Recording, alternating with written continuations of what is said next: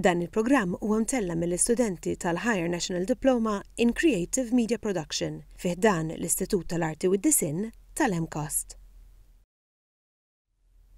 Int min inti qed jittella bl-għajnuna ta' Nexos, Domestika, JB Stores u BioCare Academy għal-Makeup.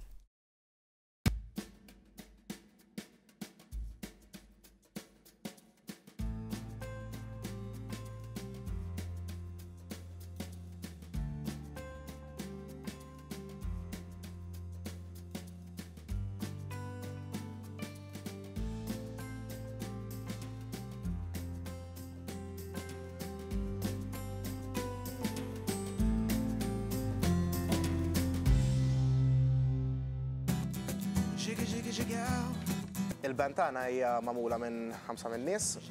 Jiena inkanta Rejf li doq id-drums. L-artist mhux biss dak il-bniedem illi jpinġi jew dak il-bniedem illi jirreġta.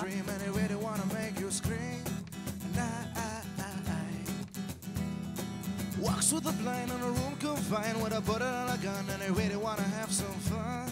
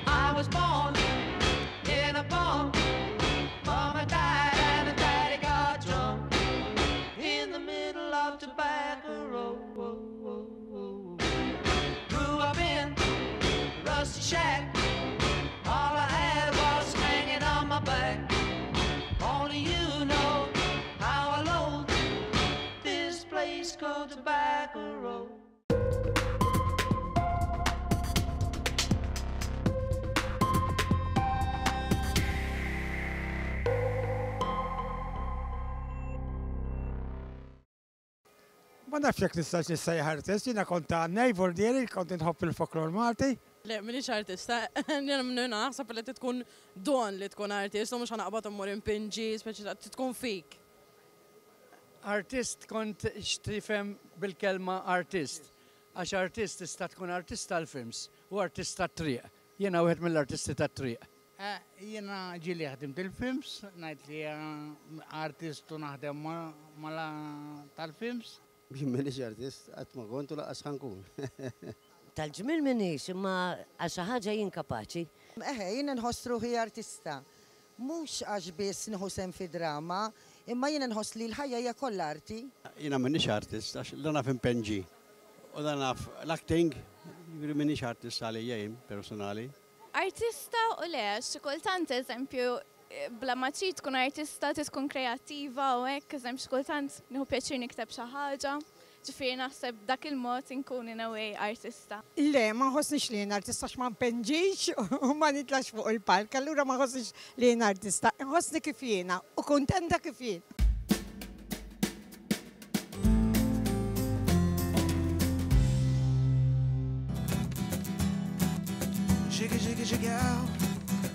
Il-band tagħna hija magħmula minn 5 nies. Jiena inkanta Rejf li doq id-drums u bagħad Peter li doq il-gitarra, Jonas ukoll gitarra u Ivan fuq il-bass. Deep in a man of a very own kind lives on my suit with a dream and they really wanna make you scream. Din il-band għalina hija ħajjitna. Inqattaw ħafna ħin, nikdbu l-mużika, nirrekordjaw, nipprattikaw.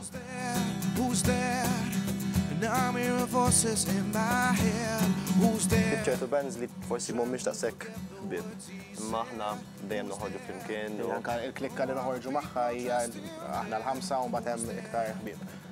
Ġifieri għal-qalbna ħafna l-band.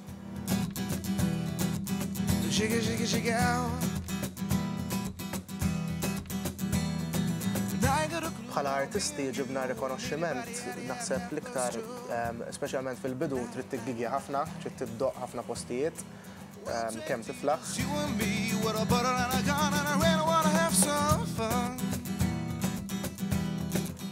biex issir artist ma naħsibx li hemm xi ħaġa partikolari biex tagħmel. Naħseb hija xi ħaġa li trid tkun ġo fik, bħal pereżempju hemm minnu tajjeb biex jistudja u jsir tabib, avukat, u hemm min ukoll jitwielet biex ikun artist.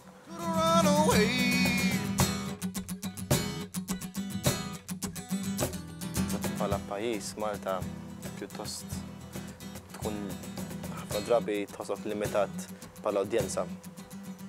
ċaw Malta tkun band li ma tkunx daqshekk mainstream, tħossok pjuttost limitat. Take a picture, who's there? Who's there? Now I'm here in Boston. Biex tkun mużiċist u artist tajjeb naħseb l-iktar ħaġa importanti li kollok hija dedikazzjoni. Tipprattika Dedikazzjoni kbira, tipprattika u qatt ma tajt jiena tajjeb biżejjed. Dejjem trid tkompli tirsisti u tirsisti. Iva. Shake it, shake it, shake it out. F'Mejju li għadda rilisjajna l-acoustic project tagħna fej daqqejna ma' ħafna session musicians differenti. Kellna percussionist, pianist, violinists, backing vocalists u rekordjajna 5 diski li huma mill-ewwel album u 5 covers u 2 ġodda. Żewġ ġodda waħda minnhom li daqqejna hawnhekk.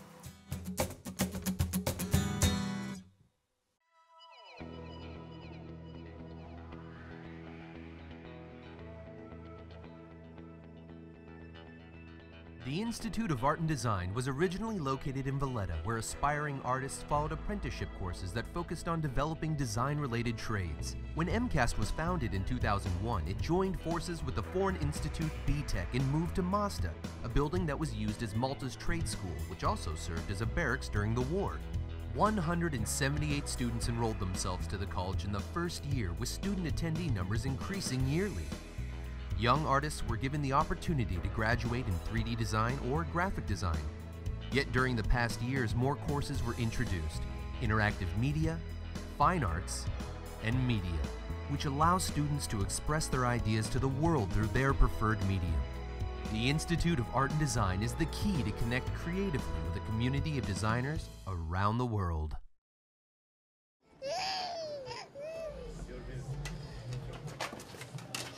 Hey!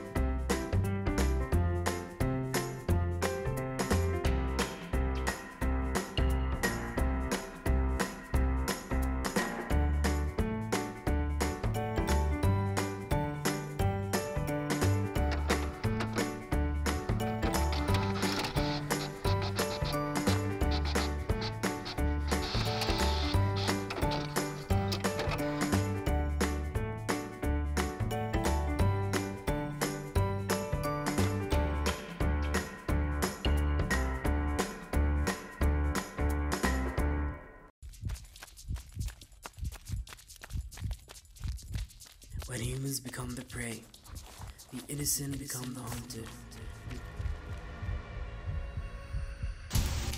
She has seen many faces, but his was the last.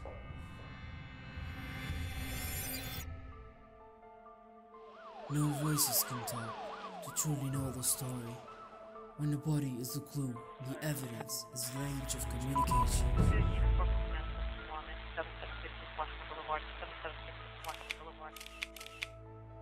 Only two know what really happened, the murderer and the victim.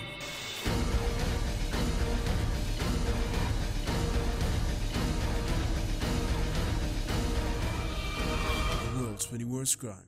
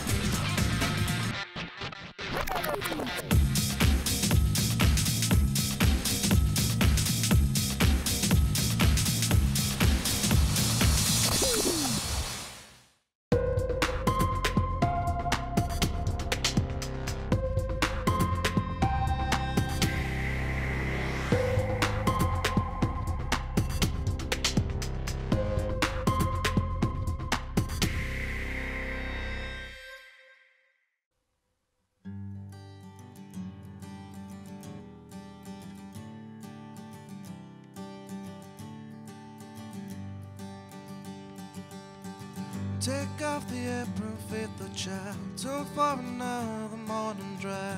I hope there won't be traffic. Now turn the clock, it's time for school.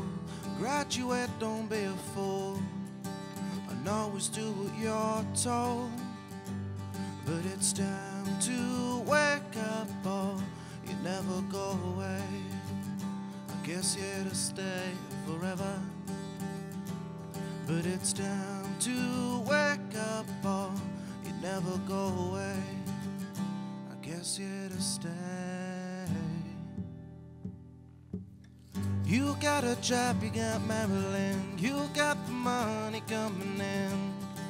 I guess you should know better. But when you're all alone at night with your cigar and glass of wine, you dream of fame and passion.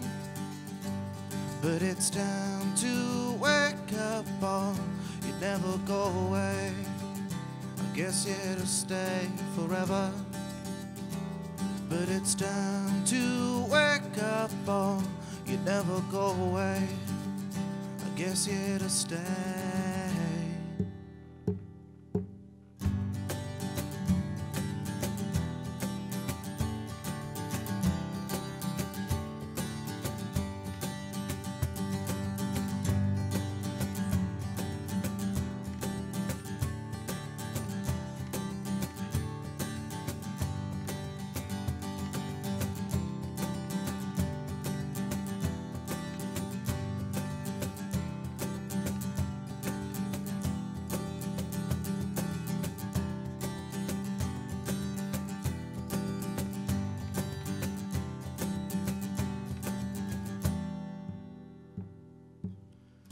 Mike and Jane hold hand in hand. Dear Madeline can barely stand.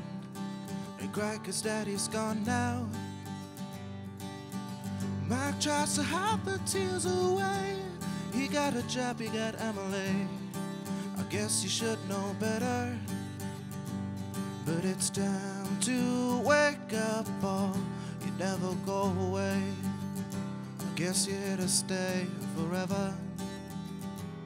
But it's time to wake up, or you never go away. I guess you're here to stay.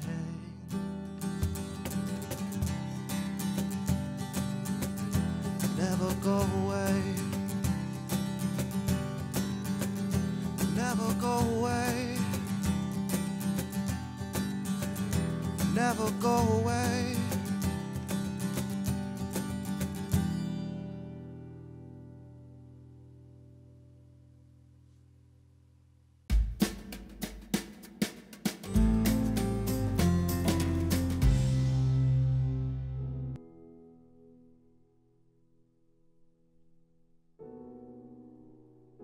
Iċ-ċinema Rialto ġewwa Bormla imbena fuq is-sit preċiż ta' dak li kien hemm qablu u li kien waqa' bil-gwerra. Rialto opened in 1956 as a very well-appointed and very popular cinema. It sits on a very strategic corner site, so it has a great visual impact near dock number 1, and with its very tall arched cobalt blue windows, you get this rich blue light in the interior, which I think adds to the cinematic experience. Il-gondola kbira li kien hemm fuq il-faċċata ta' barra li kienet kollha neon light u kienet tixel kollha kemm hi. While it was relatively streamlined on the outside as an Art Deco venue, it was still fairly lush and had a restaurant, a bar area. Rialto fetaħ il-bibien tiegħu biex seta' juri l-ewwel film tiegħu li kien The Student Prince. Kien mar bl-iktar teknoloġija moderna.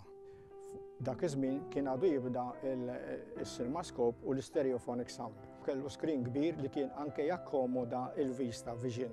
Ġewwa fis-sala kienu jinxtielu 12 riflettur li għadhom hemmhekk sal-lum u li kienu jitfgħu id-dawl kolorit fuq il-liżar.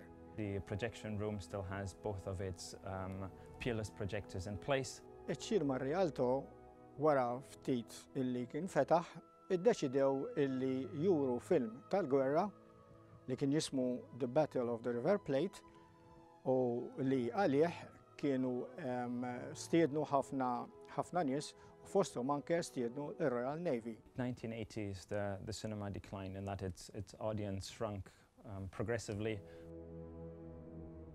More and more people enjoy television at home, as it was the case in every country really around the world.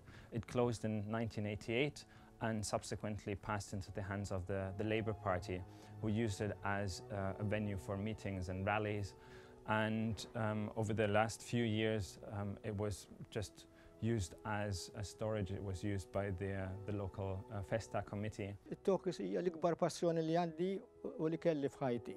Minn hemmhekk bdejt naqta' qalb mbagħad għaliex bħala Tokis isu Rialto spiċċa.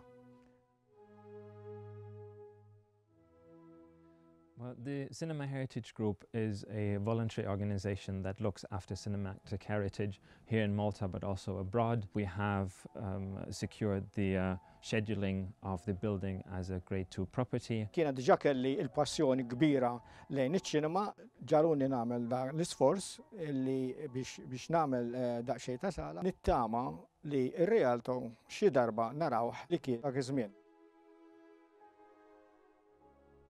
L-arti xi ħaġa kbira, Arti hija xi ħaġa sabiħa, min japprezza. Għaliex ma jagħmilx kulħadd u mhux qiegħda fuq kulħadd. Arti naħseb hija xi ħaġa li esprimi xi ħadd mingħajr il-kliem, eżempju jekk inti pittur, jekk inti mużiċist, toħroġ xi ħaġa minn ġofik li bil-kliem ma tistax toħroġha. L-arti hija l-ħajja. L-arti hija kollox. Tkun kif toħodha inti, jiena ngħid għalija f'kollox nara l-arti. L-iżjed li jiġi f'moħħi tpinġija u affarijiet hekk. Naħseb parti li tkun kreattiv. L-arti hija li bniedem iħoss fih u jesprima forma ta' pittura, forma ta' arti li jħossu, jisprimi ruħu skont kif jagħmilha hu.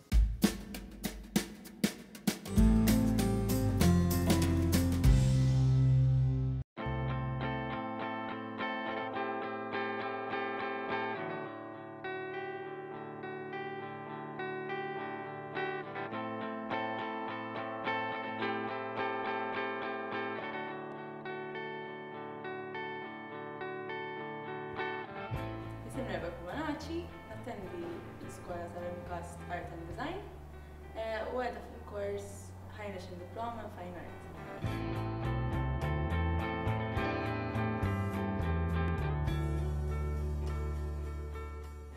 Midejjem kont nħobb l-art, midejjem kont nimpinni tkun żgħira. Ma mbagħad fis-sekondarja għażiltu bħala main subject u minn hemmhekk isni bdejt iktar interessa ruħi u nipprattika aktar. As such, Ma sax ngħid li għandi stil partikolari għalissa, ġust qiegħda nipprova ħafna affarijiet differenti biex nara biex iġobni x'ma jġobnix. Però għadha ninteressu ħafna fil-illustrations, iktar drawings. Għalissa qiegħda nifoka fuq nies in ġenerali li tsir kuljum, nieħu ritratti u mbagħad niżviluppa drawings mir-ritratti. Nifoka fuq l-espressjonijiet tal-wiċċ. Nħoloq drawings fuq dawk l-espressjonijiet. Bażikament l-ewwel nieħu ritratti tan-nies, mbagħad nibda minn sketches, drawings. Nifoka fuq capturing the moment, speċi li xi ħadd mhux ikun qed jippoża, eżempju just ikun qed jaħseb jew naf jiekol. Hekk l-aqwa ma jkunx qed jippoża. Il-bażi ta' kollox ir-riċerka, nfittex fuq artisti oħra u li ħajjununi fil-proċess ta' kollox. Għadha nipprova techniques differenti, nuża watercolor, blinka, lapis. Bażikament għadha nipprova techniques differenti biex nara l-iktar li joqtuni, l-iktar nista' nimxi iktar quddiem bihom.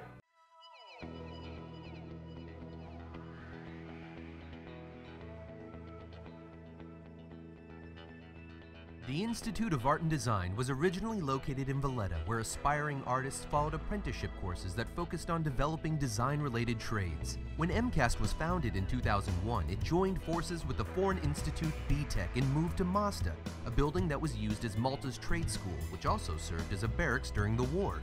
178 students enrolled themselves to the college in the first year, with student attendee numbers increasing yearly. Young artists were given the opportunity to graduate in 3D design or graphic design. Yet during the past years, more courses were introduced: interactive media, fine arts, and media, which allows students to express their ideas to the world through their preferred medium. The Institute of Art and Design is the key to connect creatively with a community of designers around the world.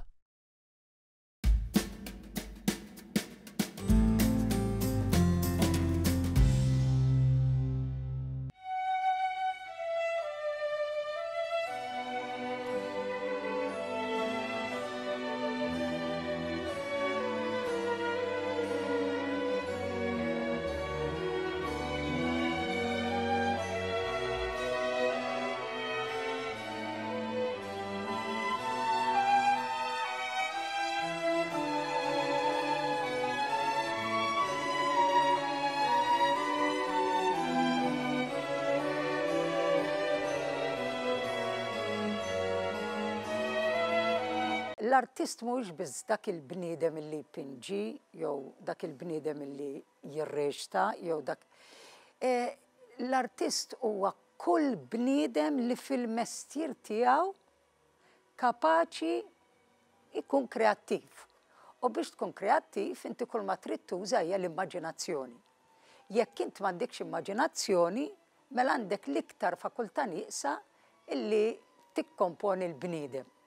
Allora prattikament, iva, jena nemmen illi kull bniedem possibilment jekk huwa irid jispeċjalizza f'xi ħaġa u jpoġġi moħħu hemm, hija xi ħaġa li jista' jasal għaliha.